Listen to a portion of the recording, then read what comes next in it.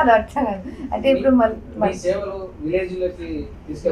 Of course అండి, ఎందుకంటే మీకు చెప్తున్నాను, బేసిక్లీ ఇప్పుడు మల్లారెడ్డి గారు ఆయన ఆ ఏజ్ నుంచి ఇప్పటి వరకు అంటే ఆయన ఒక నాట్ సో ఎడ్యుకేటెడ్, అంటే ఒక పాలు అమ్మి పూలం అంటే అంత కష్టంతో ఈ లెవెల్ తీసుకొచ్చారంటే మేము ఒక ఎడ్యుకేటెడ్ గా ఒక డాక్టర్ గా అయి ఇంకా ఎంత బాగా చేయగలుగుతాం, ఎస్పెషలీ హెల్త్ సర్వీస్ లో. సో హెల్త్ ఫ్రీగా చేసి ఆల్రెడీ చేస్తున్నాం.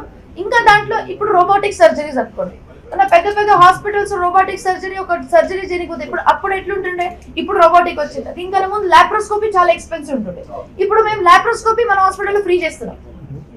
ముందు మనం ఓపెన్ సర్జరీ ఫ్రీ చేస్తుండేనా, ఇప్పుడు గతం 5 సంవత్సరాల నుంచి మేము లాప్రోస్కోపీ సర్జరీ ఫ్రీ చేస్తున్నాం. ఇప్పుడు వచ్చే మళ్ళీ రోబోటిక్ కూడా మనం తీసుకొచ్చేసి ఏదో రెంటల్ ఏదో మనం చేసేసుకొని మనం దానికి కూడా ఫ్రీ చేయగలుగుతాం.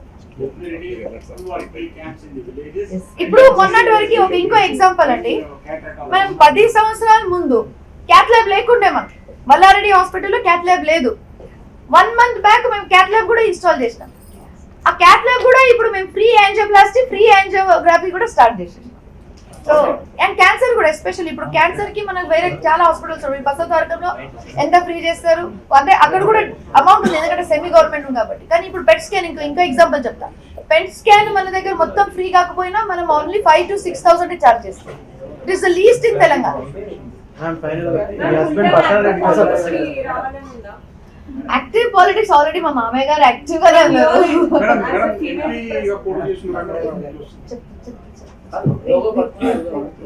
యాక్చువల్లీ యాక్టివ్ పాలిటిక్స్ గురించి అడిగారు కాబట్టి అఫ్ కోర్స్ మా హస్బెండ్ డాక్టర్ భద్రారెడ్డి గారు is like he was about to get a ticket to contest as an MP from Malkajgiri.